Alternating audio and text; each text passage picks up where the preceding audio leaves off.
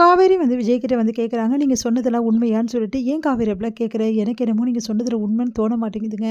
எனக்கு ஏதோ மறைக்கிற மாதிரியே தோணுது." "ஆமா காவேரி, அவங்கள சமாதானப்படுத்த தான் நான் சொன்னேன்." "என்னங்க சொல்றீங்க? உங்க மாமா இருக்கிற இடம் ஒண்ணும் தெரிய மாட்டேங்குது. அவர் ஃபோனும் எடுக்க மாட்டேங்கிறாரு. ஒரு வேளை வந்து அவர பத்தி டீட்டெயில் நான் கண்டுபிடிக்கிறேன். அப்படி இல்லன்னா நேர்ல தான் போய் பார்க்கணும்." அப்படின்னோனே அதிர்ச்சி அடைகிறாங்க. "ஏங்க நீங்க என்ன சொல்றீங்க? எனக்கு ரொம்ப பயமா இருக்கு காவேரி." "பயப்படாத. இங்க பாரு உன் அக்கா மாசமா இருக்காங்க. இப்ப அவங்க கிட்ட எதையும் நம்ம சொல்ல முடியாது. நான் விசாரிச்சுட்டு உனக்கு சொல்றேன்." அப்படின்னோனே எனக்கும் பயமா தாங்க இருக்குன்னோனே, "நீ பயப்படாத காவேரின்னு" சொல்லிட்டு சமாதானப்படுத்துறாரு. அடுத்து வந்து கிருஷ்ணாவும், நர்மதாவும் ஷட்டில் கார்க் விளையாடிட்டு இருக்காங்க. அப்போ வந்து நர்மதா விழ விழ விழ போறாங்க. அப்போ கரெக்ட்டா கிருஷ்ணா வந்து ஓடி வந்து, "நர்மதா ஒண்ணும் ஆவலல்ல" அப்படின்னு சொல்லிட்டு தாங்கி பிடிக்கிறாரு. இத பார்த்துட்டு வந்து ஒண்ணும் புரியாம வந்து விஜய் வந்து "என்ன ஆச்சு?" அப்படின்னு சொல்லிட்டு கீழ வராரு. உடனே வந்து விஜய் கிட்ட தவறா வந்து சொல்லி விட்டுறாரு அவங்க சித்தப்பா. அன்பரசு வந்து சொல்றாரு, "அங்க எங்க தொடுறான் அந்த பொண்ண, சின்ன பொண்ண. அவங்க கூட போய் விளையாட விடுறீங்க." அப்படின்னோனே, "என்ன சொல்றீங்க சித்தப்பா?" "ஆமா, நான் நேர்லயே பார்த்தேன். ரொம்ப கேவலமா பண்றான் அவன்." அப்படின்னுமா சொல்றாரு. அத கேட்டு வந்து விஜய்க்கு ஒண்ணுமே புரியாம, "ஏன் இப்படிலாம் பண்ற? முதல்ல போய் இங்க ஒண்ணும் விளையாட வேணாம். நர்மதா நீ உள்ள போ." அப்படின்னு சொல்லிட்டு, "இங்க பார், தேவையில்லாம எங்க வீட்டு பொண்ணுங்கிட்ட இந்த மாரி கேவலமா நடந்துக்கினா அப்புறம் அவ்வளோதான் உனக்கு." அப்படின்னு சொல்லிட்டு வார்ன் பண்ணி விடுறாரு. அடுத்து வந்து இந்த விஷயத்த வந்து என்ன பண்றாரு, அவங்க சித்தப்பா எல்லார்கிட்டயும் சொல்லி விட்டுறாரு. அதான் போய் முத்துமலர் ஃபேமிலி கிட்ட பயங்கரமா சண்டை போடுறாங்க. அடுத்து அவங்க தாத்தா, பாட்டி எல்லாருமே என்ன ஆச்சுன்னு சொல்லிட்டு கேட்குறாங்க. "மரியாதையா உங்க வீட்ட விட்டு போலன்னா, நான் ஸ்டேஷன்லயே கம்ப்ளைண்ட் குடுத்துருவேன் உங்க பையன் மேல. அதுவும் ரொம்ப மோசமான கம்ப்ளைண்ட் குடுத்துருவேன். அதுக்கப்புறம் உங்க பையன் வெளியவே வர முடியாது." அப்படின்னு நம்மலாம் சொல்லிடுறாங்க. அத கேட்டு முத்துமலர் ரொம்ப பயந்து போயிடுறாங்க. "நாங்க வீட்ட விட்டு போயிடுறோம்னு" சொல்லிட்டு முத்துமலர் வந்து கிருஷ்ணாவ கூட்டிட்டு அவங்க பொண்ண கூட்டிட்டு வீட்ட விட்டு போயிடுறாங்க. இத பார்த்துட்டு எல்லாம், "அப்பா ஒழிஞ்சா நிம்மதியா இருக்கு. எல்லாம் நம்ம போட்ட பிளான் தானே." அப்படின்னு சொல்லிட்டு அன்பரசு சந்தோஷப்பட்டாரு. முத்துமலர் ஃபேமிலி இந்த மாரி வெளிய போயிட்டாங்க அப்படின்னு சொல்லிட்டு தெரிஞ்சுட்டு வந்து அதாவது கிருஷ்ணா மேல எந்த தப்புமே இல்ல. அவரு என்கிட்ட அண்ணனா தான் பழகுனாரு.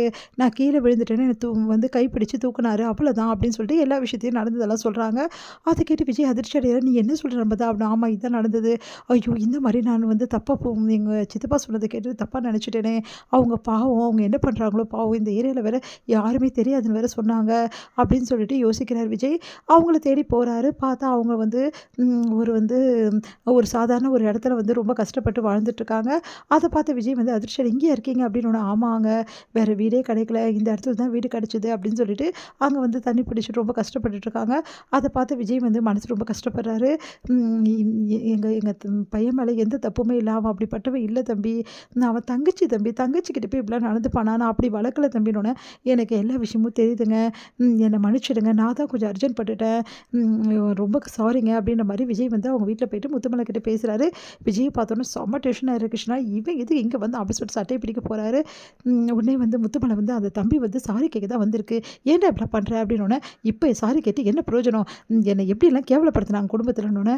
"Sorry brother. நானே ரொம்ப அர்ஜென்ட் பட்டுட்டேன். இந்த விஷயம் எனக்கு தெரியவே தெரியாது. எங்க சித்தப்பா தான் இந்த மாரி சொல்லி விட்டுட்டாரு. உங்க மேல எந்த தப்பும் இல்ல. இப்ப தான் தெரிய வருது." அப்படின்னு சொல்லிட்டு சொல்றாரு. அது கேட்டு கிருஷ்ணா வந்து அமைதியா இருக்காரு. "டேய் அமைதியா இருடா. அந்த தம்பி தான் இவ்ளோ தூரம் பேசுதுல்ல. கொஞ்சம் அமைதியா இரு." அப்படின்னோனே, நீங்க பங்கு குடுக்காம என்னை எப்படியாவது கழட்டி விடலான்னு சொல்லிட்டு தானே இப்படியெல்லாம் பண்ணீங்க. இவ்ளோ மோசமா பண்ணுவீங்கன்னு நெனச்சு கூட பார்க்கலன்னு. நாங்கலாம் அப்படிப்பட்டவங்க இல்லங்க. இந்த மாரி நடக்கும்னு யாரும் எதிர்பார்க்கல. நீங்க தப்பா நெனைக்காதீங்க. இங்க பாருங்க, நீங்க கவலையே படாதீங்க.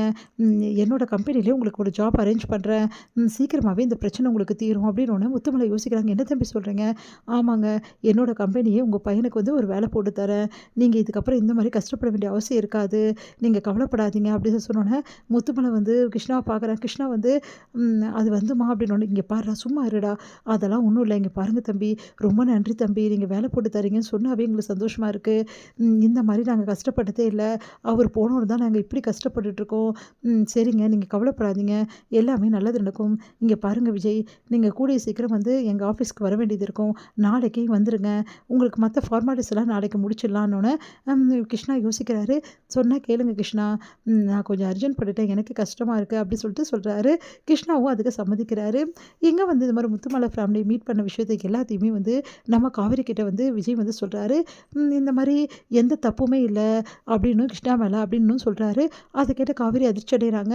"பாவம் நம்ம அப்படி பண்ணியிருக்க கூடாது காவேரி. அவங்க என்ன தப்பு பண்ணாங்க? நீயே சொல்லு. உன் அப்பா பண்ண தப்புக்கு எல்லாரும் தண்டனை அனுபவிக்க வேணாம்." அப்படின்னோனே சரின்னு சொல்லிட்டு காவேரியும் சம்மதிக்கிறாங்க.